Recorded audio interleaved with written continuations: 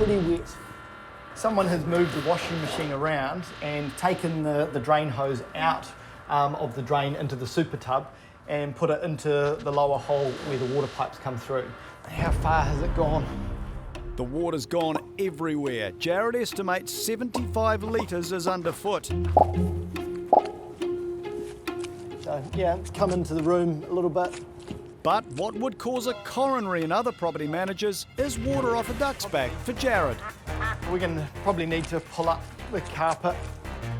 Yeah, so this is kind of the worst area, but I'll be making sure that we get this washing machine drain hose a little bit better connected, so guests can't go playing with it, and moving the washing machine out and then putting the drain in the wrong place. For now, it's back to Trust HQ, where he's got another flood on his hands. And this time, it's coming through the light fittings.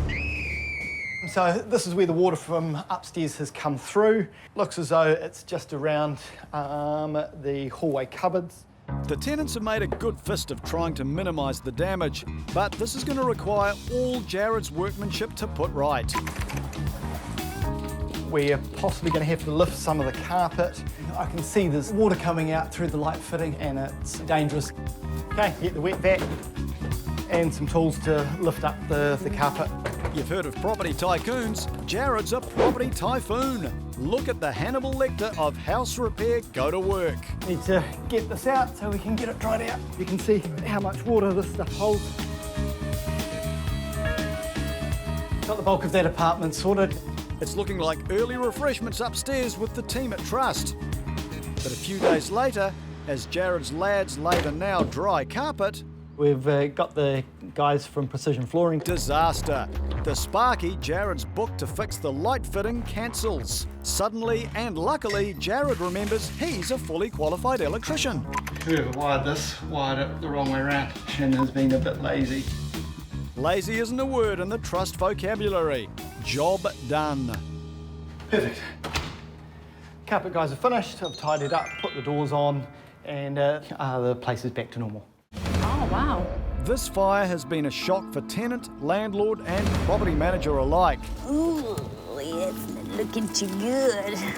We're going to head off to a property. We've been notified by the owner that there was some fire damage done at the property. We're just going to head over there and check out the damage, see how we go. Okay. Where are we? Oh, wow. Oh, that heat pump will need replacing. Because look at that, it goes right in there. A few minutes more burn time and the landlord could have been looking at a total loss. Again, as the previous dwelling on the site burnt down as well. Rebecca can tell the cost of repairs is going to run into the thousands. We're going to have to get that sorted too, eh? Oh, there's carpet damage as well. We're going to have to get an electrician in, a builder, and a carpet guy. Police have been called, haven't they? So now it's just a matter of getting the insurance assessor in to do his bit. Police believe the blaze was deliberately lit by setting fire to a curtain through a partially open but secure window. Ooh, it's not looking too good. Yeah, that's some decent damage going on there. That's pretty crispy. Yeah. I mean, we've had other damaging issues as well, but fire, I haven't actually come across that before, yeah. This fire has been a shock for tenant, landlord and property manager alike. Back at the rentables office, a phone call changes everything. As it's turned out, the fire was deliberate and not lit by a stranger. The ramifications of this are unavoidable and unpleasant for everyone. Yeah, unfortunately, the tenant that was at the property and is no longer was a good tenant, but she surrounded herself with just the wrong kinds of people, and unfortunately, due to it being intentional and arson, will very unlikely rent to her again. The property owners are keen to put the whole thing behind them and move on. Resolution Rebecca hopes the property has been restored to as new condition. Here we are. Okay. Let's see what we've got. Oh, so the curtains are all new. And so they should be. The lucky landlord had to spend $7,000 on these and other chattels. Carpet's new too. Sometimes they patch out repairs, but it looks like they've just replaced the whole lot, which is really good. They've even replaced the heat pump. I don't think they could get parts in to fix the damage that was done, so they've just replaced the whole thing. God, even smells new. Looks like, yeah, they've redone the paint on the lounge as well. Whoever did the clean-up job was clearly some kind of magician. Brand new. Yay. These are all cracked, seals are shrunk.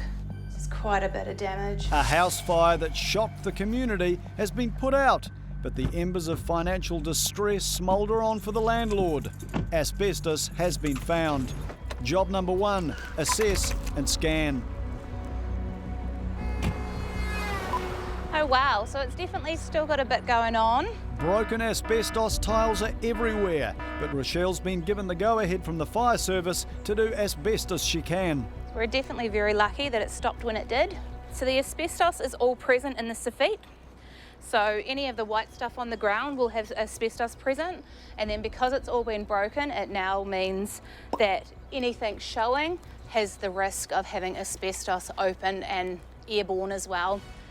On moving out day, Rochelle expected a call from the tenant saying see you later. Instead, she got a call from the fire service inviting her to a barbecue. I hadn't even had a chance to come around for the exit inspection. It was booked in for about half an hour later when I received the call from the fire brigade. It was definitely a bit of a shock for everybody involved. My owners were very taken back and definitely not they were expecting a phone call to say that I'd found them a lovely tenant and it was all going to go well. So they got this instead. The fire service report noted the fire may have started from a ciggy butt popped into one of the wheelie bins, just as the tenants left, but found no conclusive proof. We can see all of our windows are cracked. Every day this property is unoccupied means no income for the landlord and nowhere for would-be tenants to live. Rochelle's job is to somehow expedite proceedings. Next job, enter the house, assess the damage. We've been unable to get in and get any clean-up done because of the risk. So that's originally why everything is still in place where it was. But we're very lucky. There is a lot of work to be done. If anything, the scale of the interior restoration is even larger than outside. I can already see some damage where the smoke has been on the top. Oh wow. So I can see these are all cracked, seals are shrunk. There's quite a bit of damage. So we've got a lot of glass present in here from where the doors were broken. I can see that the fire brigade have been up through the manhole to double check that there was no fire up in the insulation. So we have had to have the door boarded off for security reasons to make sure we could still have the property secure while it was being assessed. These ceilings being stippled also have asbestos. So thankfully our only asbestos threat is the outside, not the inside of the property. The landlord is losing hundreds of dollars a week in lost income, and the cost of fixing up the investment will run into the tens of thousands. But it could have been so much worse. Very, very lucky on the inside. We do have current tenants also in this rear unit, so I'm very, very lucky that it didn't go down to that other end. Everything is at the moment very, very dry. Central Otago, we do have minimal rain. So we are very, very blessed and lucky that the fire did stop where it did, the neighbours seen it when it did, and that we didn't have any damage or any effects to the rear unit at all. Rochelle heads back to the office to get multiple balls rolling. Winter's coming, and with Freedom campers already prospecting in the area, time is of the essence. It's winter in Cromwell, and First National Property Manager Rochelle and her clients with the burnt-out rental have been through the ringer. 6 months on, we can finally have it all good to go. Surprisingly, insurance hasn't been the simple process it almost always is. There's always little loopholes that don't get covered, so it has cost them more. They've taken the opportunity while it was empty to make some renovations and install a new kitchen. So that's all expenses they didn't expect to be paying this year, but they have taken that chance. 6 months with no rent coming in, to and fro with the insurance, and nationwide lockdown, the owners of the property have had a tough year. Hopefully, that's all over now. I hope that it's nice and clean, the gardens will be looking good, Inside's ready for new tenants to make it home, and yeah, all in all, I just hope it's all complete. No more building site, no more burnt materials, and yeah, it'd be good for a lovely family to move in. Cromwell's not the sort of town where renters will take whatever they can get. This house needs to be better than good.